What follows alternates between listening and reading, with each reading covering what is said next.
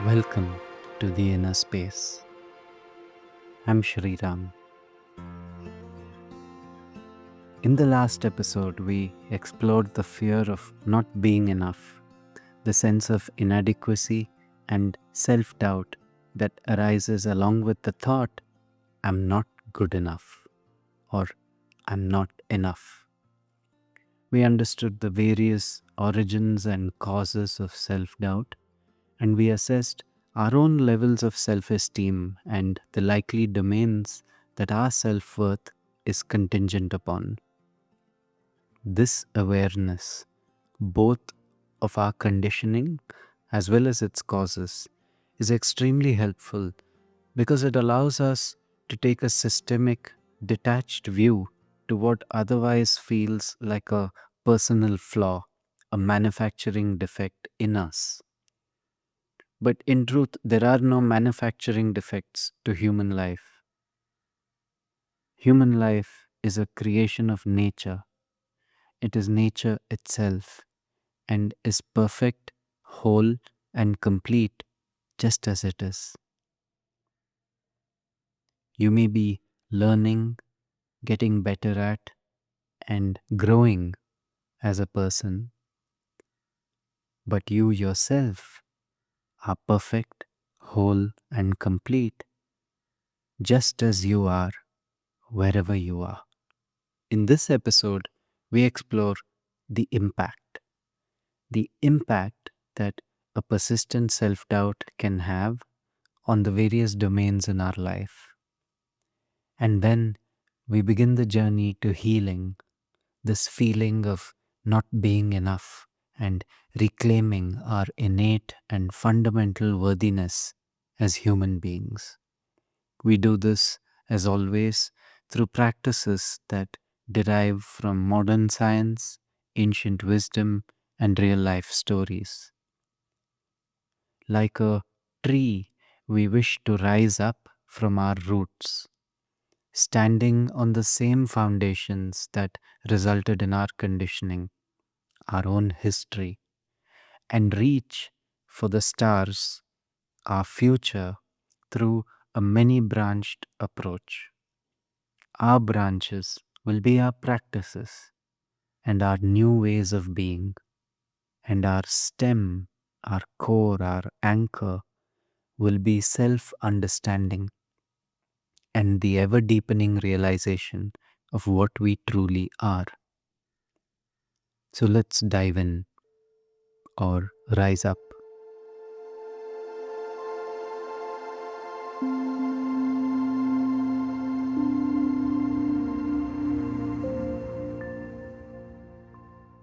To begin with, let us explore how the fear of not being enough over time begins to shape not just our inner world, but the life we live. From perfectionism to procrastination and self sabotaging, from anxiety to shame and guilt, from promotions to pay packages, self doubt has a significant impact on our experience of life. Let's start with what this sense of inadequacy does to the mind, the way we think, decide, and create. Psychologist Dr. Paul Gilbert, founder of compassion focused therapy, describes three core emotional systems in the brain: the threat system that detects danger, the drive system that pursues goals, and the soothing system that creates safety and connection. When we feel not good enough, this activates the threat system. Even without real danger, the brain reads self doubt as a social threat, a fear of judgment, failure, or exclusion. Just as our ancestors needed to stay in the tribe to survive, we still react to these cues as if our survival depended on them. The result? Our cortisol spikes, our focus narrows, and our creativity shuts down. This is why inadequacy often leads to analysis paralysis. We're not just indecisive, we're afraid of confirming our worst fears.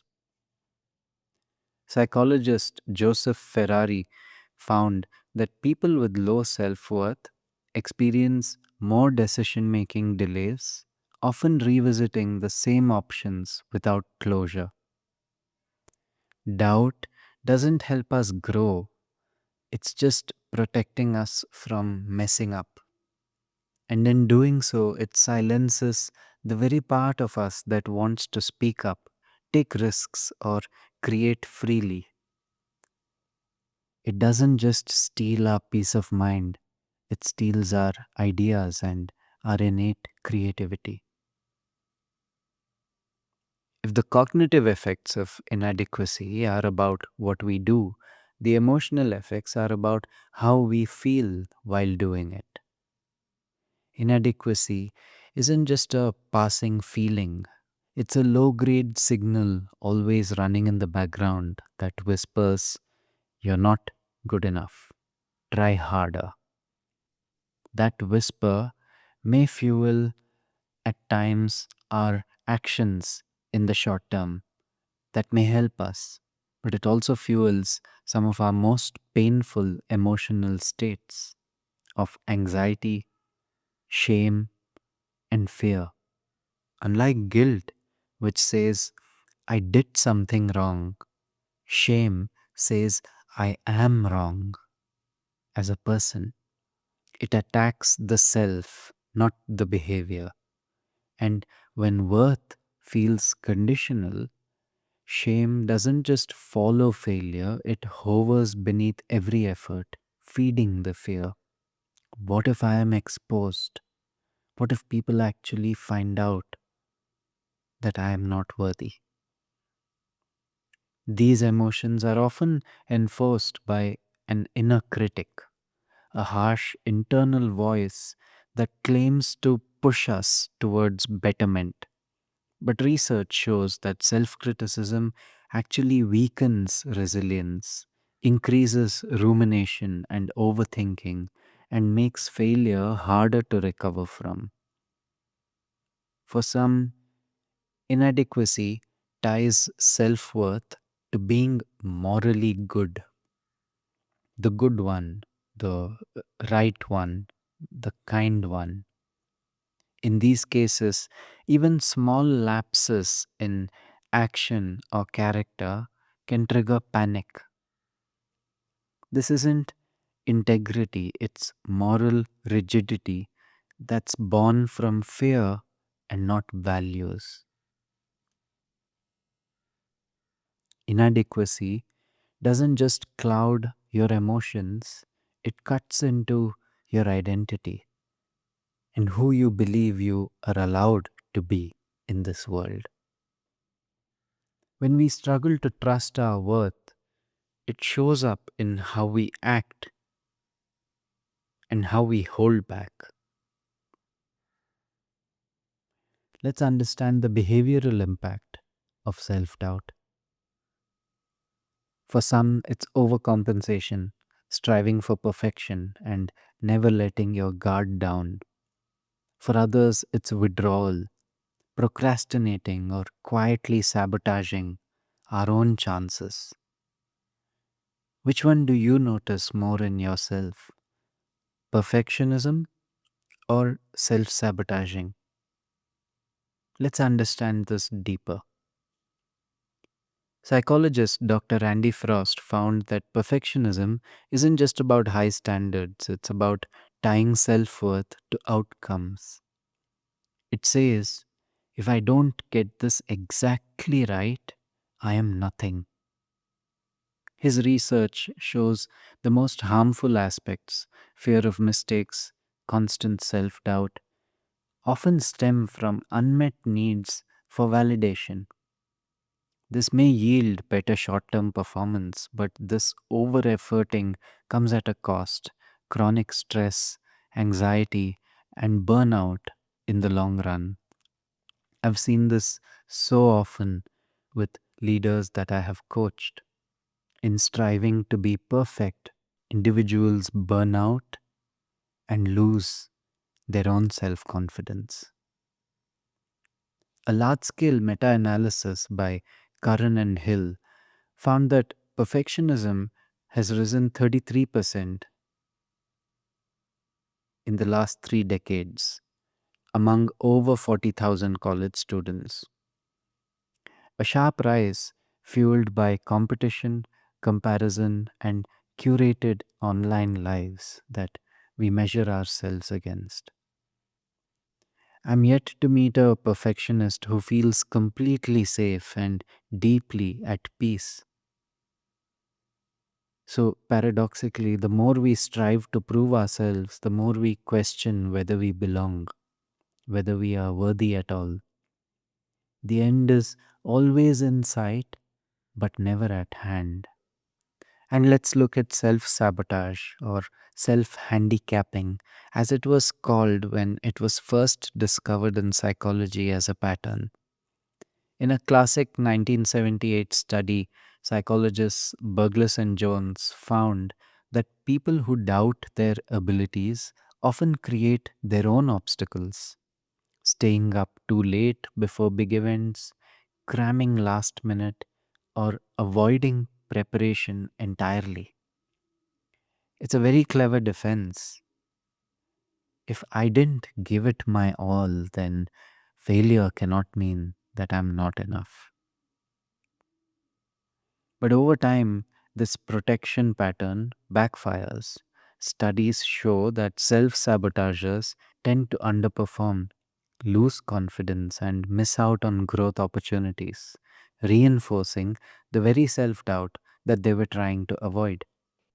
So, self doubt doesn't just affect our mind, our emotions, our actions, it also affects our body and our nervous system. Chronic feelings of inadequacy keep the body in a state of alert, and this is marked by elevated stress hormones in your body.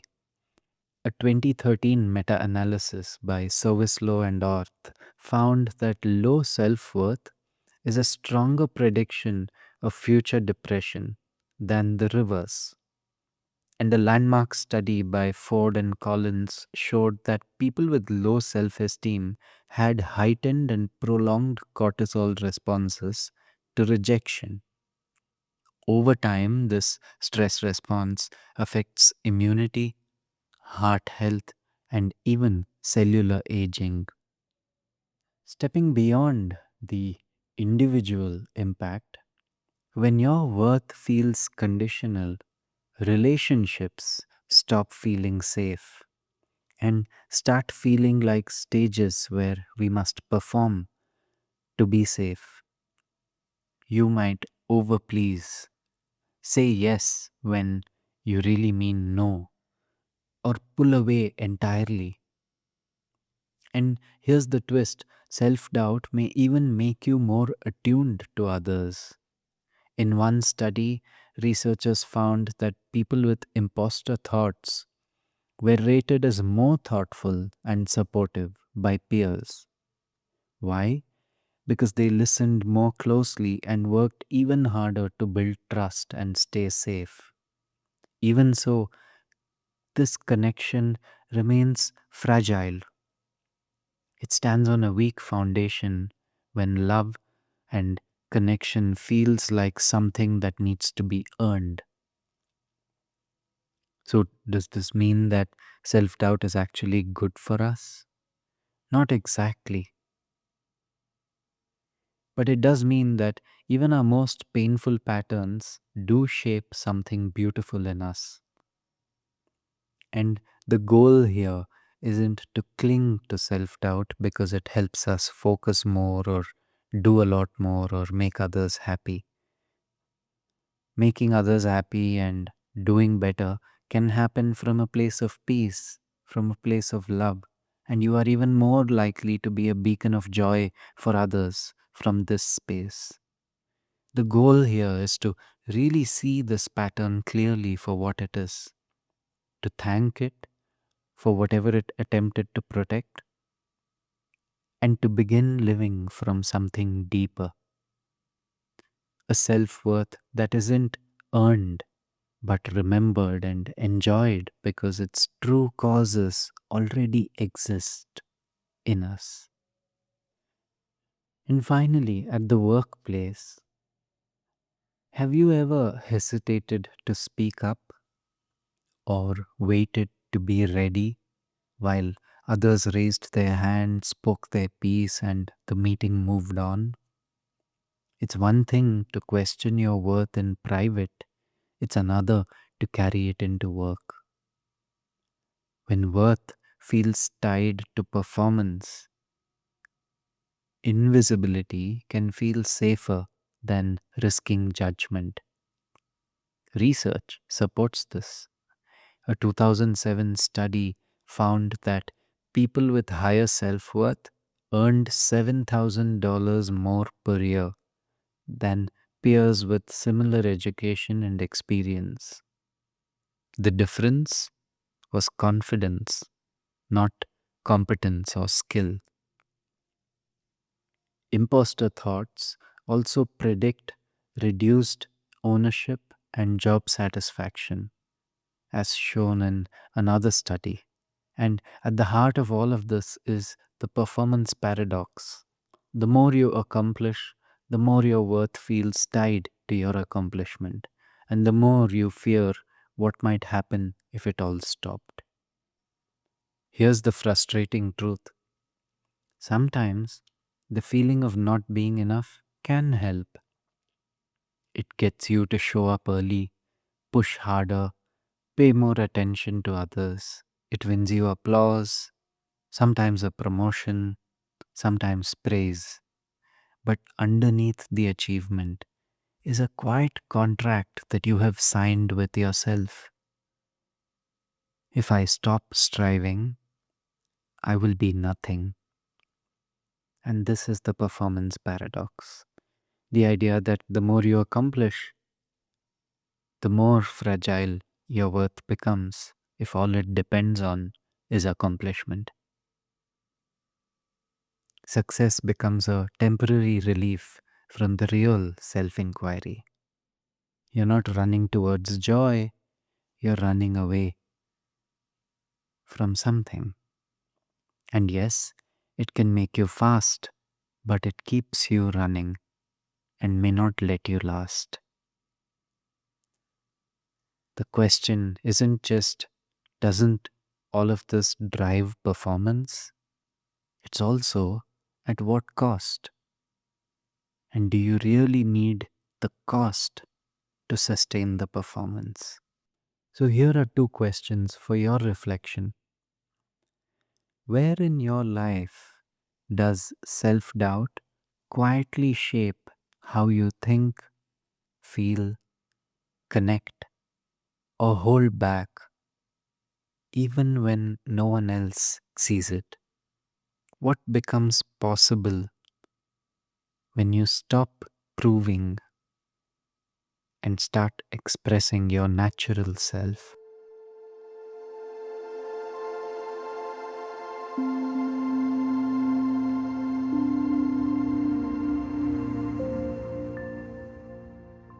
This journey from borrowed worth to intrinsic wholeness shows up in boardrooms, classrooms, studios, even in the lives of people we think have it all and have figured it all out. Take Shonda Rhimes, for example, one of the most successful producers and screenwriters in television history, the first woman to create three dramas that each achieved the 100-episode milestone. You'd think that someone like her, running hit shows, shaping global culture, being featured on the Times 100 most powerful people in the world, would feel nothing but power and confidence. But even Shonda, in the midst of extraordinary success, found herself shrinking, not because she lacked skill, but because she doubted. She didn't yet believe that she belonged. Here's how she found her way back to herself. Before she became the powerhouse behind Grey's Anatomy, Scandal, and Bridgerton, Shonda Rhimes was, in her own words, someone who lived almost entirely inside her head. She graduated from Dartmouth, earned an MFA from USC, and built a writing career. But even after she created Grey's Anatomy, one of the most successful TV shows in history, she felt like an outsider in the world that she had created and helped shape. She says in her TED talk, I was walking through the world as if I didn't belong in it, like I had been invited to a party that I wasn't supposed to be at, and I was constantly afraid someone would realize this. This is the imposter syndrome in its pure form: external success, internal doubt. The turning point came in 2013, not during a career or a personal crisis, but at a quiet moment at home. Shonda's sister one evening casually said to her, You never say yes to anything. And she realized it was true. Despite her success, running multiple hit shows and shaping culture behind the scenes, she was saying no to everything that made her visible: interviews, public appearances, media attention. Not because she wasn't capable, but because she didn't believe she belonged in the spotlight. So she made a decision. For 1 year, she would say yes to everything that scared her. This experiment, she called it her year of yes, and it became a practice in reclaiming her voice, her space, and her joy. One of the most powerful shifts happened when she gave her 2014 commencement speech at Dartmouth. She addressed her inner doubt directly, speaking to it. You are not required to be the next me. You are required to be the first you. Do you want to be successful? Be yourself and then work hard at it. Work hard at being yourself. By stepping into the light, saying yes to visibility, play, and imperfection, Shonda began to dissolve the belief that she didn't belong. Today, she's not just a creator, she's a culture shifter who openly talks about how brilliance can coexist with self doubt and how belonging starts with claiming your own voice. For Shonda, reclaiming worth didn't come from winning another award or launching another show. It came from saying yes to herself out loud, in public, on purpose. And in doing so, she stopped shrinking and started fully showing up. That's what healing often looks like. Not a dramatic transformation, but a quiet return to voice, to courage, to presence. In this next section, we'll explore a set of simple practices to support that return. Each one is designed to help you reconnect with your worth, not by striving, but by reconnecting and remembering.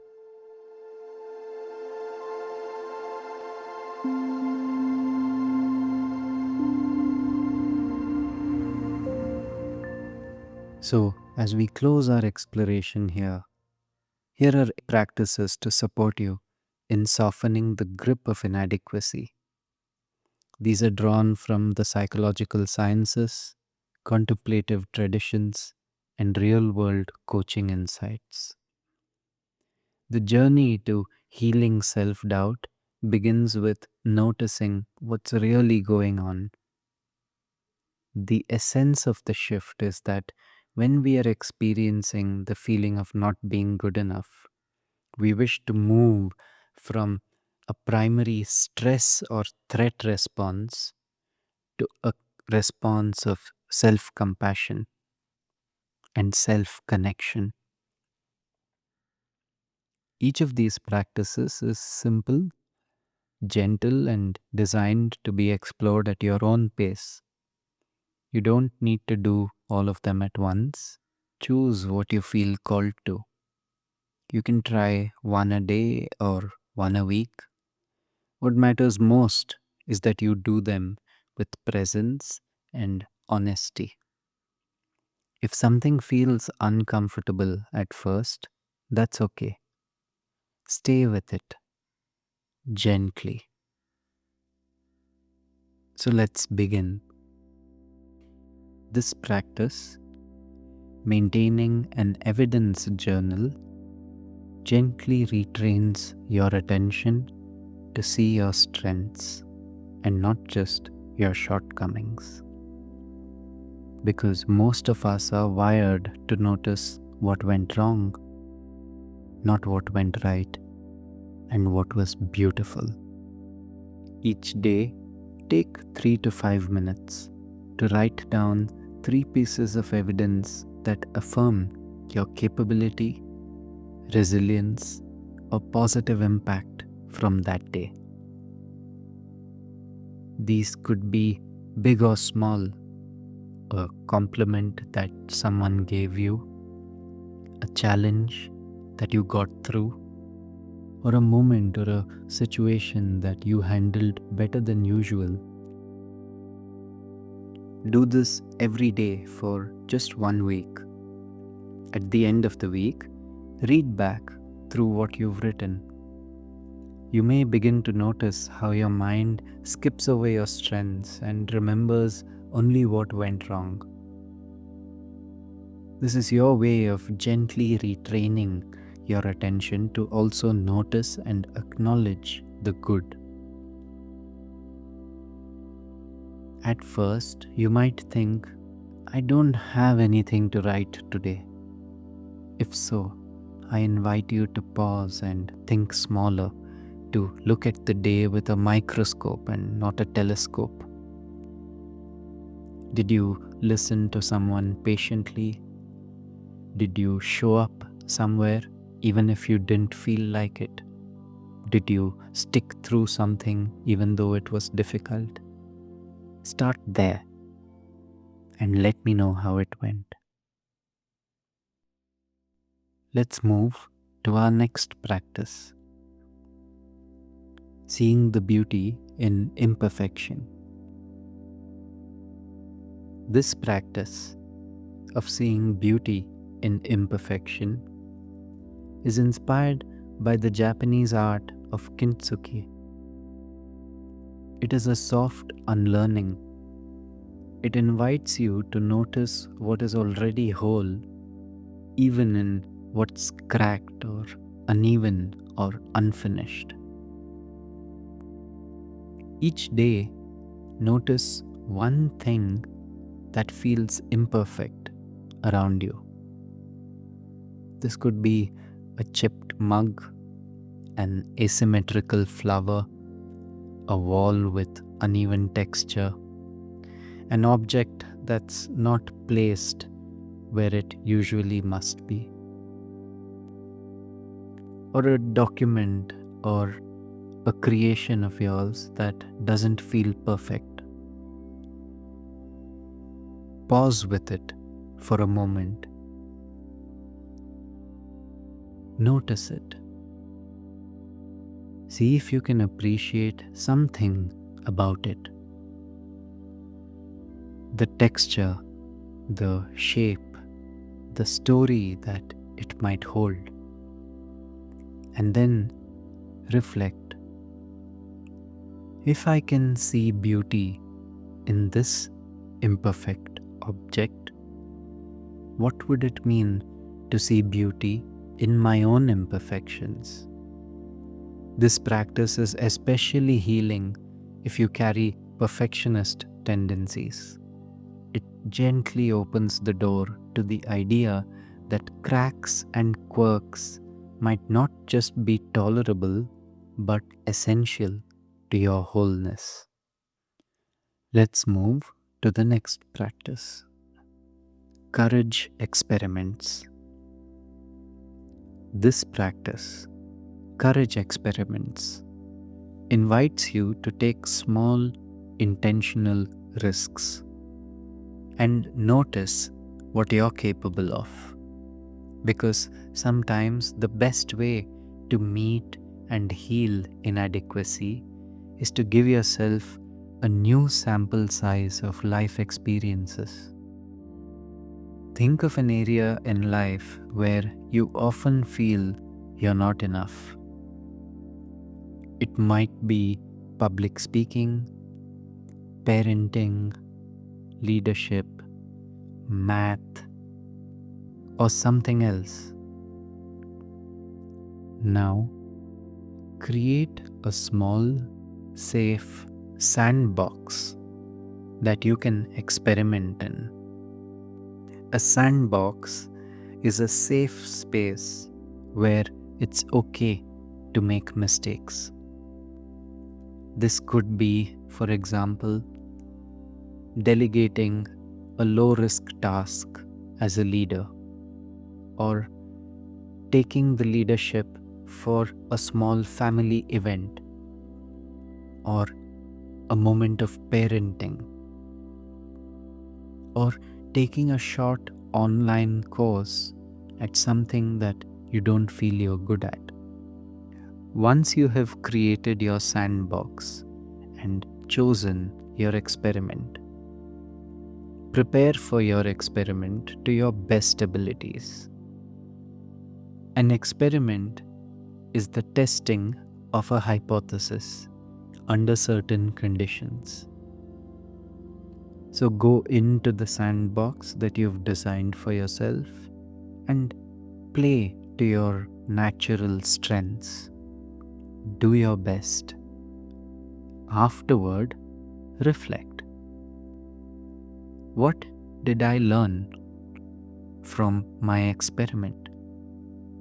What surprised me? What evidence of my capabilities can I note and acknowledge? One courage experiment I did as a student in college was in public speaking, where I was too scared to stand on the big stages on campus. I decided to give a hand at a small fair being run by the math department, where I was sure no one I knew, no one I was afraid might judge me, would show up. I did really well at that fair, and no one did show up because it was a Sunday afternoon and most of my student friends were likely sleeping in. Doing well in that fair, in my sandbox, gave me the evidence that I do have capabilities in public speaking, that I can do this. I did feel nervous and almost convinced myself into not going that day. And that's natural with a courage experiment. You may feel nervous or resist even trying. That's okay. Don't aim for perfect execution. Just aim to gather honest data like a scientist. You're giving yourself a new sample size. You can even begin this exercise by retrospectively considering a past event that felt like a challenge, that felt like a courage experiment in a different sandbox, and you can still reflect for yourself. What did you learn? What surprised you? And what evidence of your capabilities can you notice and acknowledge? I wish you the best for your next courage experiment. Now, let's move to our last practice, self inquiry. This practice is inspired by the Nirvana Shatakam, a 6-verse hymn composed by Adi Shankara when he was just 8 years old, in response to the question, "Who are you?" Rather than answering with his name or his lineage or his whereabouts, he responded with deep self-knowledge, stripping away every role, attribute, and identity that he was not. This hymn is a poetic embodiment of the Upanishadic teaching Neti Neti, or Na Iti, Na Iti, which means not this, not this, leading to the final affirmation Chidananda Rupa Shivoham Shivoham, which means I am pure consciousness. One powerful line in this hymn, often overlooked, goes as follows: Na dharmo, na chartho, na kamo, na moksha. Na dharmo, na cha artho, na kamo, na moksha. And this translates to, I am not dharma or duty or my role. I am not artha or wealth. I am not kama, which is desire, wants. I am not even moksha, which is liberation or freedom. In this one line, Adi Shankara cuts to the root of how we define ourselves. By the life we build, the duties we perform, the pleasures we seek, or even the freedom and liberation that we chase. He is reminding us that in our essence, we are none of this. This practice invites you to drop all your identifications, to first become aware of all the externalities that you have identified and fused your sense of self with, and then to notice these identifications and allow them to drop, even if just for a moment. Here is a prompt to reflect on. Who are you? What if who you truly are isn't a label, a title, or something to prove through achievement and accumulation, even spiritual accumulation? What if who you truly are is something to be uncovered by letting go of all of this? Remember, the practice here is not an invitation to let go or renounce all of these things. It is a subtler invitation with a greater possibility.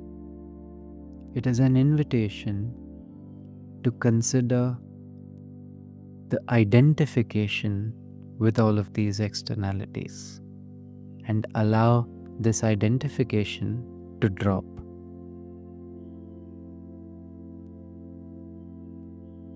The greater possibility then is to be in the world that you are. No changes to the external. The only change is in your inner space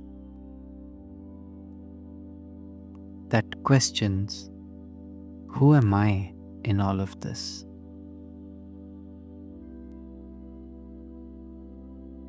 You may feel a mix of peace and disorientation, because who are you if not these things? That's the doorway.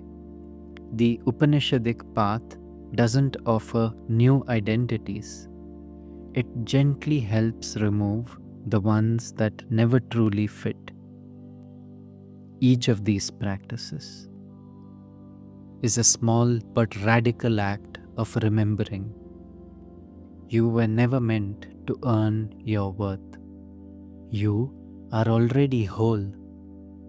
These reflections and practices are simply here to help you reclaim and nurture your wholeness again. If today's reflections stirred something in you, I invite you to tune in to the guided meditations released alongside this episode, including a short grounding practice inspired by the Nirvana Shatakam that we have just been looking at. These are designed to help you not just understand but feel your way back into worth. That brings us to the end of our shared exploration of inadequacy, self doubt, and not being enough. Thank you for being here with us. Upcoming on the inner space, you'll find a few simple guided practices and meditations as part of playlists on the YouTube channel. These are gentle invitations to meet yourself with more kindness through life's hardest struggles. And 2 weeks from now, we return with our next episode that explores the fear of judgment